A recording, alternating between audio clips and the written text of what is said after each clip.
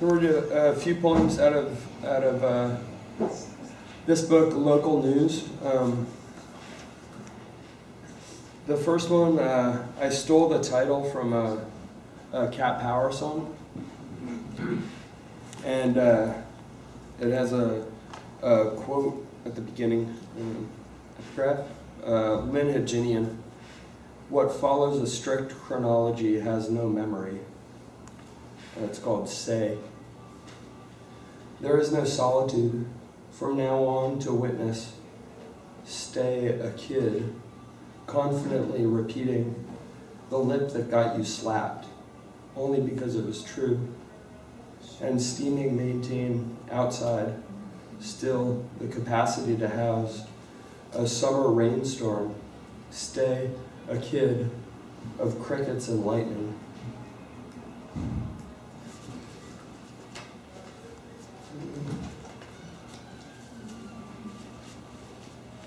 This one's called Raw Umber. Free of, not free to, not wanting something for no reason. Remembering to take it easy, whatever the cost. Oh honey, you can fight two fronts, do it with marmalade. Man-made vices made you, pale and nervous as a ghost. In rebelling against these two certain masters, you see how ugly they are. They hold down your neck with war. They never were real friends, so take it easy, whatever the cost. Get away and go outside. Out, here's where there's not that, more the accidents of egality. Look, tiny orange butterflies crime clover. Bees inspect every angle for the nectar. They're little jeweler's loops, eyeing the clover's coronas, starbursts. It is these animals to whom I owe a debt of gratitude larger than poetry.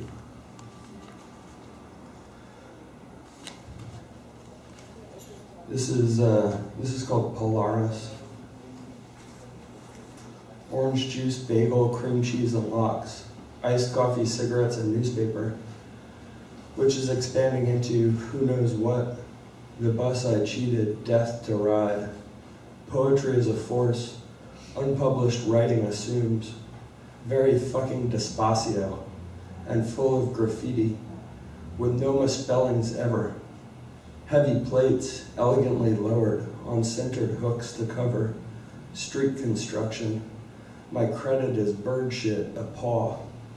The fog forms as its long arm cuddles the city slowly, lighting certain curtained windows below the careful exception nightfall continues to make.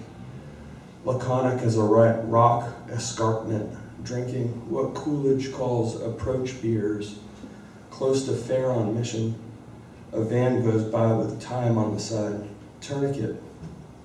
Each stands in dubious reprieve. I like to weigh my options. Another humanoid division wandering across my eye. Where were we now? Cacti and stars. I'm gonna read some newer ones too.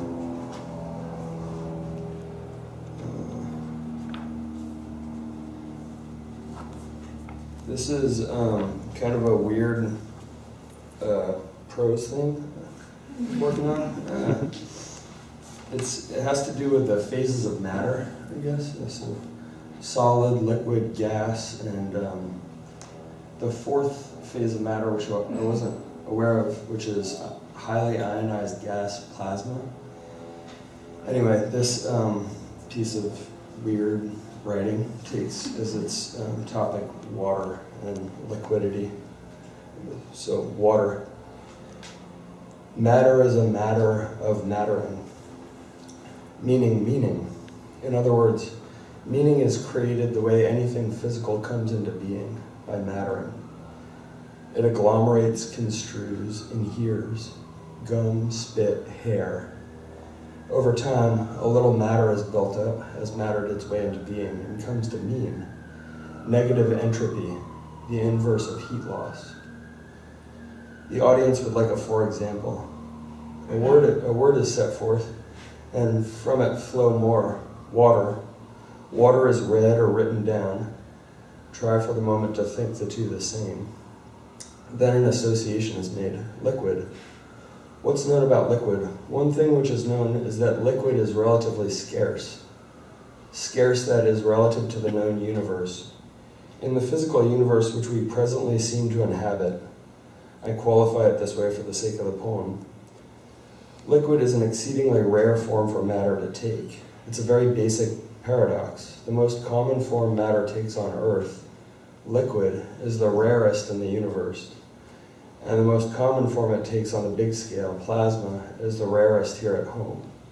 Solids and gases, nearly as familiar to us as liquids, trail behind, liquid being of the three cosmological outliers by far the most scarce. The saliva in your mouth is a gold ring on the beach. Your body, your teeth and tongue rest exquisitely between states. Phases of matter is another term. Being human, being per se, seems to partake of the three most familiar states of matter, and to grope wildly toward the mysterious fourth, of which lightning is composed. That's plasma. Being is to straddle or transverse solid, liquid, and gaseous states. It's humiliating, all-engrossing, sexy. It renders the distinction subtle and ambiguous, painful and pleasurable. For the moment, let's consider these three most familiar phases. We'll return to plasma, or it will return to us. The aurora borealis swirls overhead as we remain planted on the ground. Solids and gases are familiar. Liquid, which is what we say water is, divides the two, or unites them. Most matter here on Earth takes this in-between form, and maybe we have come to conceive of all four as phases because we have studied fluidity for so long. According to the laws we use to describe our surroundings, solids pass through liquid stages before becoming gas. Coke steam pours out of tall stacks as ore is smelted. The ice in this empty glass, as I write, melts, and before evaporating, attains liquid form. It's certain, so far as certainty goes, that life needs liquid.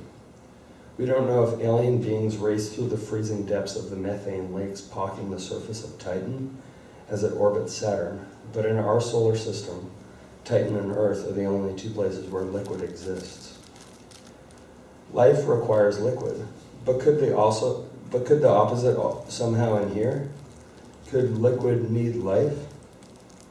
In solid state, the given molecules matter is made of are uniform and fixed. In gaseous form, they're diverse, unbound. Here on Earth, matter tends toward the dynamic middle state. Oceans, rivers, and thought are all said to flow. Heraclitus formulated the mind as a river, and the Greek root reo carries the movement of water into our notion of rhetoric. Thinking men may be a phase nouns pass through on their way to becoming ineffable, and vice versa.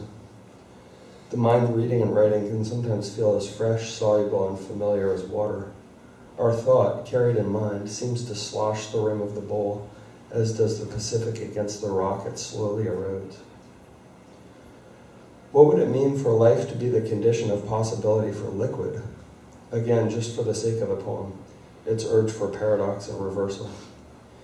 The idea that language springs into being as a response to the consciousness which considers it. A mind grappling in the dark for correspondences makes of itself a river in metaphor. We are students of liquid who theorize the plasma state and regard it with fear, noise, awe, love, poetry. It is the big howling void we can throw our songs at. Waters are our familiar teacher, language, and our mother. Water matters like thought, pooling language into the depths of unanswerable questions. Meaning flows inevitably, finding its, at times, mean lowest level, even when the speaker wishes to dam it up or alter its flow. The broadest known, however, in all of its impossible orders of magnitude, simply expands.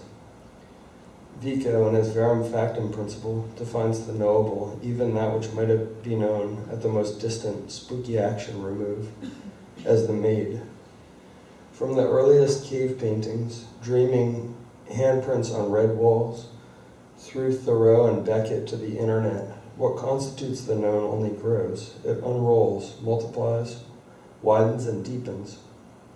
Cracking with energetic potential, it gropes chaotically toward a radically free, ionized state which, plasma-like, seems both to outpace and anticipate human knowledge.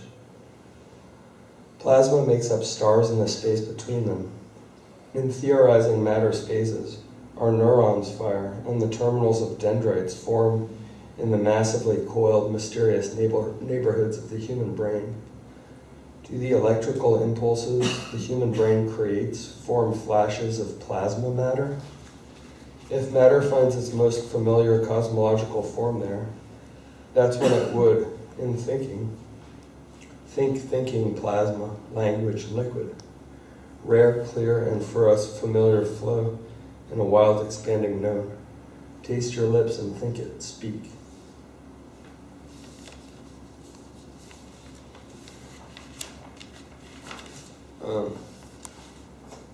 Switching to a very different form. This is a little 14-liner sonnet about Wordsworth's weather. Sonnet, Wordsworth's weather. As to whatever other weather, Wordsworth wrought and tendered in hopes his poems might rhyme better. No romantic field ever engendered a muter magnetic force that's held in cold lines of sleet, rain, and hail, long gray streaks that slowly meld to form a strip or steady rail amid brightly colored English birds in stately mash of words' collisions, which his lake country memory leans on, freeing imaginary condensation to arise in low silver cloud, immaculate and alone, drawn waves for future hypothesized eyes.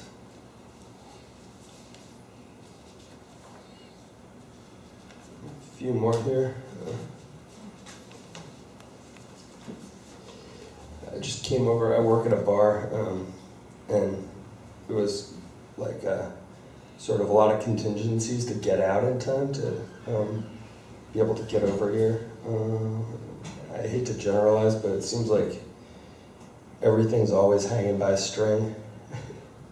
Anyway, this is called the Teak. The Teak.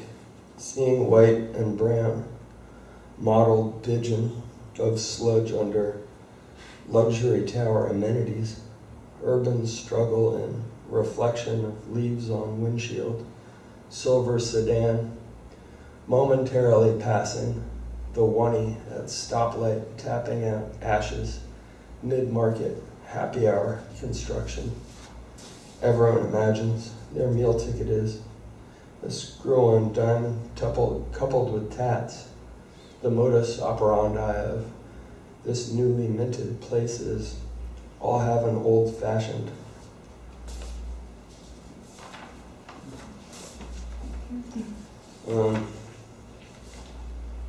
Okay, so 3 more here.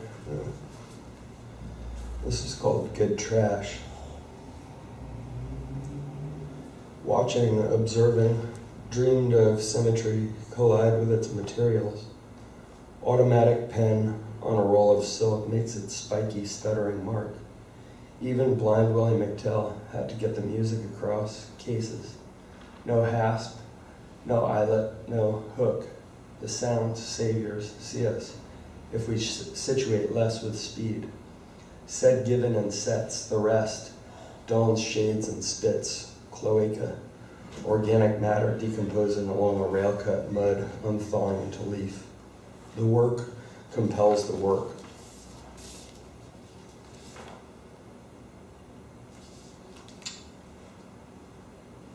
Orthodox in oblivion. Hero engine. Aleopile. The back of a billboard, pigeons. All were asleep on the wire. My head's not a machine. Sorting afternoon traffic past afternoon glow. The pigeons alight from the wire. It's terrific, no. All right to know. I'd stand flash with whatever's next. Waiting here to go, overpass. The pleasure transgression implies. Crossing lines, cross Utah Street.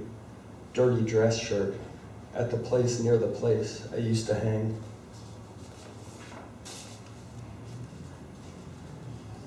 This one's called Prove to be R, A-R-E, Prove to be R. To make something blurred get suddenly so specific, in such a little shade on swinging hand, singly just noir-like, the light throwing the whole room into darkness. Conflagration, anything you seriously set your eyes to, always easier to knot, bent out of shape about, unrepeatability, arpeggios, lines sung in the dark. The telescope sharpens as the microscope blurs. I thought it was, but is, proof to be R. Thank you.